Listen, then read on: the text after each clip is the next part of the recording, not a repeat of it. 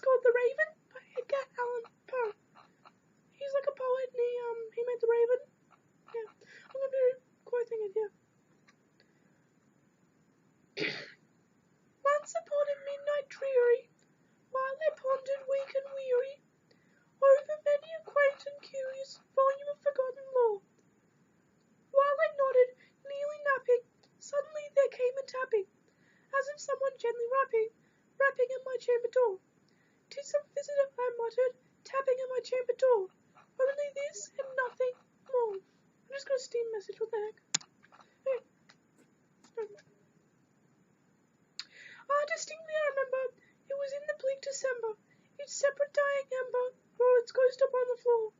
Eagerly I wished the morrow, vainly I had sought to borrow from my books surcease of sorrow for the lost Lenore, for the rare and radiant maiden whom the angels name Lenore, nameless here for evermore. And the silken sad uncertain rustling of each purple curtain thrilled me, filled me with fantastic terrors never felt before. So that now, to still the beat of my heart, I stood repeating, "'Tis some visitor entreating entrance at my chamber door, some late visitor entreating entrance at my chamber door. This is it and nothing more."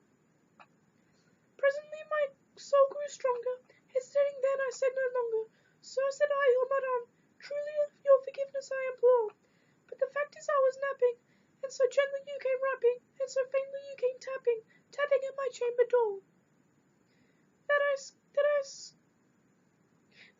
was sure how I heard you. Here I opened wide the door, darkness there and nothing more." Deep into that darkness peering, long I stood there, wondering, fearing, doubting, dreaming dreams no mortal ever dared to dream before. But the silence was unbroken, and the stillness gave no token, and the only word there spoken was the whispered word, "Lenore." This I whispered, an echo muttered, and murmured back the word, "Lenore," merely this and nothing more. Back into the chamber turning, all my soul within me burning, soon again I heard a tapping, somewhat louder than before. "Surely," said I, "surely that is something at my window letters. Let me see then, what there is, this mystery explore. Let my heart be still a moment, and this mystery explore. 'Tis the wind and nothing more." Open here I flung the shutter, when with many a flirt and flutter, in there stepped a stately raven of the saintless days of yore. Not the least obeisance made he, not a minute stopped he or stayed he, but with mine O lord or lady, perched above my chamber door, perched upon a bust of Pallas, just above my chamber door, perched and sat, and nothing more. Then this ebony bird, beguiling my sad fancy into smiling, or beguiling maybe, I don't know, by the grave and stern decorum of the countenance it wore, through thy crest be shorn and shaven, thou, I said, art sure no craven, ghastly grim and ancient raven, wandering from the nightly shore. That's my dogs, okay?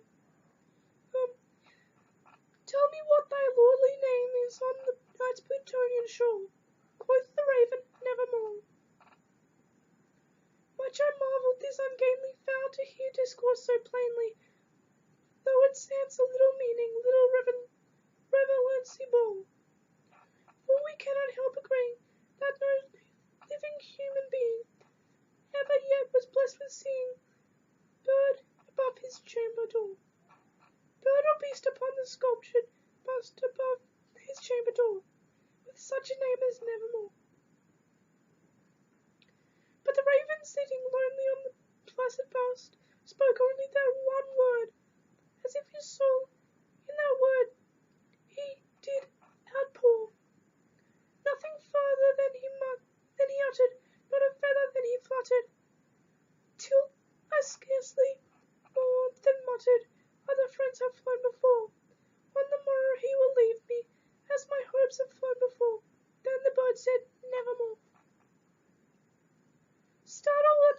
almost broken by reply, so aptly spoken. Doubtless, said I, what it utters is its only stock and store, caught from some unhappy master, whom unmerciful disaster, yeah, I don't know what to followed fast and followed faster, till his songs one burden bore, till the dirges of his hope the melancholy burden bore, of never, nevermore. But the raven still beguiling all my fancy into smiling, straight I wheeled a cushioned seat in front of bird and bastard door. Then upon the velvet sinking, I betook myself to linking fancy unto fancy, thinking what this ominous bird of yore, what this grimly, ungainly, ghastly, gaunt and ominous bird of yore meant in croaking nevermore.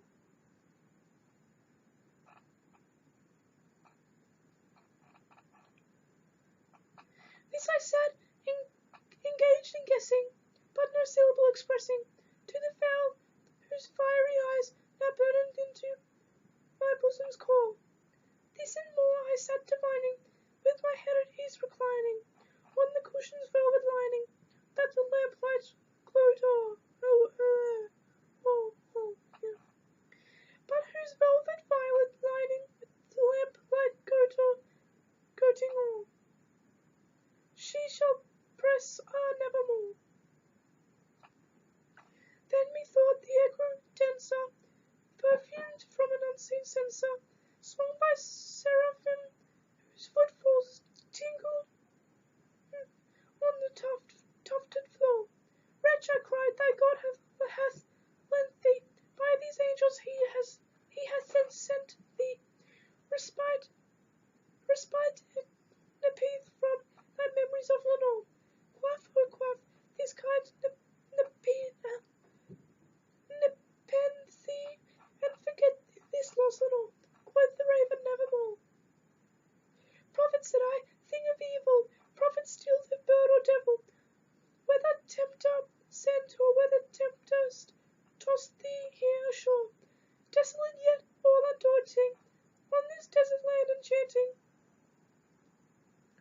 on this home by horror haunted, tell me truly I implore, is there balm in Gilead, yeah, tell me I implore, quoth the raven, nevermore. He keeps saying nevermore.